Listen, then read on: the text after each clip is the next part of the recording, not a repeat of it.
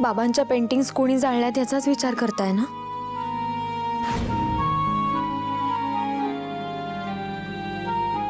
हे बघा प्रीतम, मला कळते तुमची अवस्था। तुम्ही किती उत्साहाने त्या प्रदर्शनाची तयारी केली होती। बाबांच्या अख्ख्या आयुष्यभराची मेहनत जगासमोर येणार होती आणि हा प्रकार घडला। प्रदर्शन होऊच शकलं नाही। पेंटिंग जळताना बाबांना होणारा त्रास, त्यांचं दुःख, हे सगळं तुमच्या मनाला खूप लागलंय ना?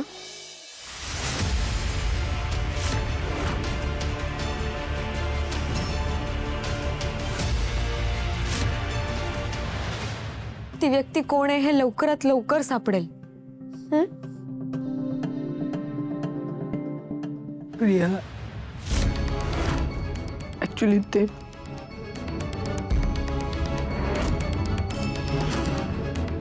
प्रीतम,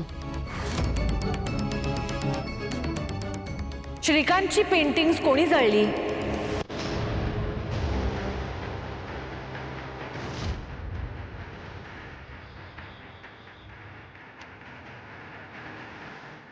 आई, प्रीतम पण त्याचाच विचार करतायत। त्यांना एक खूप त्रास होतो या सगळ्याचा।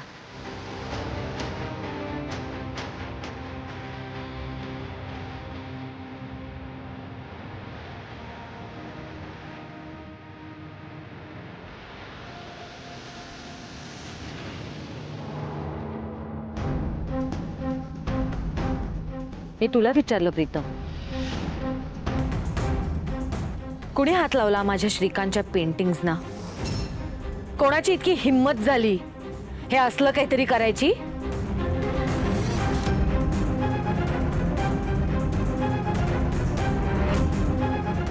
आई, ते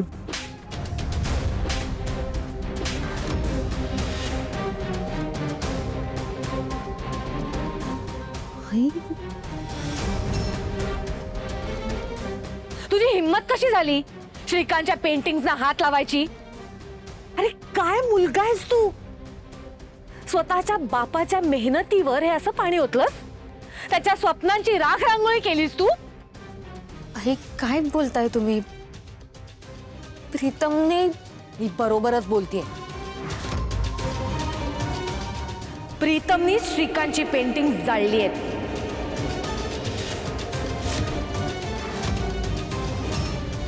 श्रीकांतने किती प्रेमाने वाढवलं तुम्हा दोन्ही मुलांना। मी कायम कंपनीत बिझी असायचे, पण त्याने त्याच्या हाताचा पाळणा केला। तुमच्याकडे दुर्लक्ष व्हायला नको म्हणून त्यांनी स्वतःच्या करिअरचा सुद्धा विचार नाही केला कधीच। त्याचं आयुष्य काय होतं तर त्याची मुलं आणि त्याची चित्र।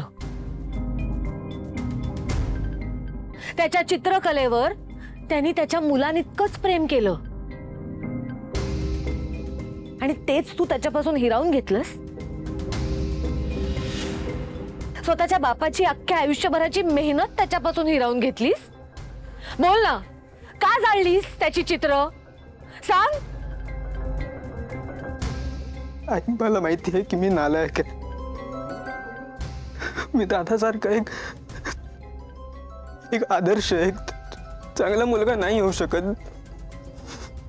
माहिती आहे मला। पण मी आपल्या बाबांचं स्वप्न, त्यांचं समाधान असलेलं तर पेंटिंग्स नाही जळू शकत आई।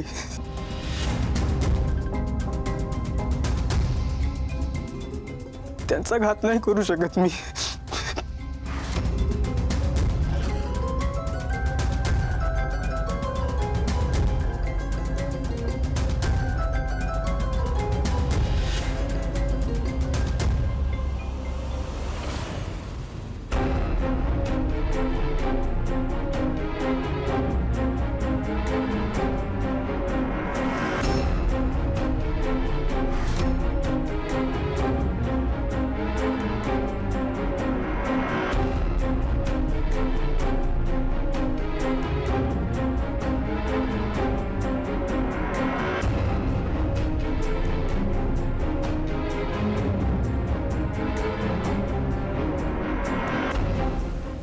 जेव्हा आपण बाबांच्या पेंटिंग्स एक्झिबिशन करायचं ठरवलं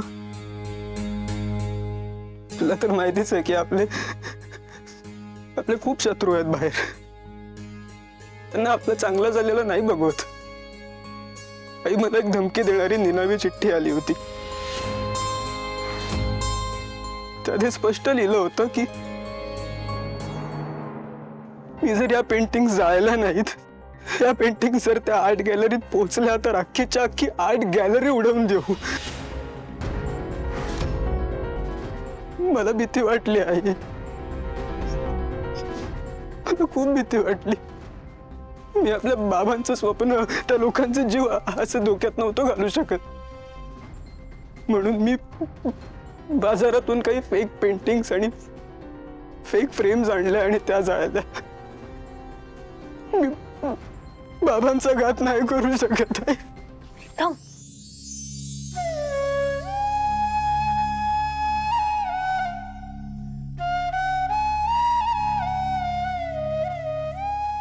प्रीतम, मला माफ कर.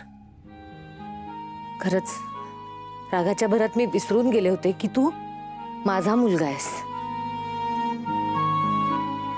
तू फक्त बाबांची ही पेंटिंग नाही वाचवलेली, तर हजारो माणसांचा जीव वाचवलास त्याच्यासोबत. I am proud of you. आपण ह्याचा पाठपुरावा करूच. आणि तू माझी माफी मागू नको प्लीज. मला ह्या गोष्टीचा आनंद आहे की की मी या पेंटिंग वाचवू शकलो. आता आपण बाबांचं एक्झिबिशन अजून मोठ्या स्केलवर करू. चल आधी बाबांना हे पेंटिंग दाखवूया.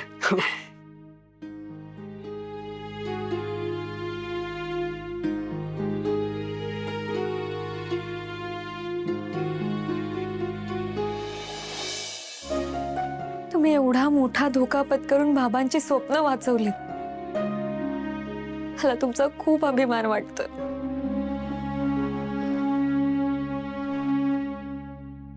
मला कधीच असं वाटलं नव्हतं की माझे हे चित्र मला परत कधी बघायला मिळते. प्रीतम, तुझ्यामुळे हे सगळं नीट राहिलंय.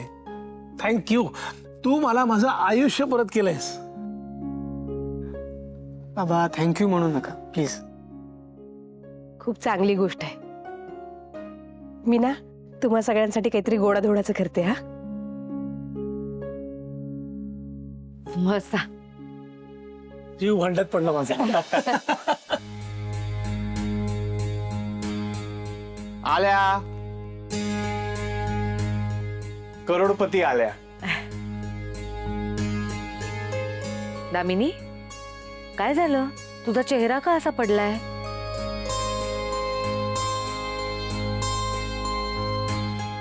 दामिनी, काय झालं? त्याचं झालं असं, मला लॉटरी लागली होती ना, मग मी पैसे आणायलाच गेले होते लॉटरीचे. पण तिथे गेल्यावर मला समजलं लॉटरीवाला पळून गेलाय.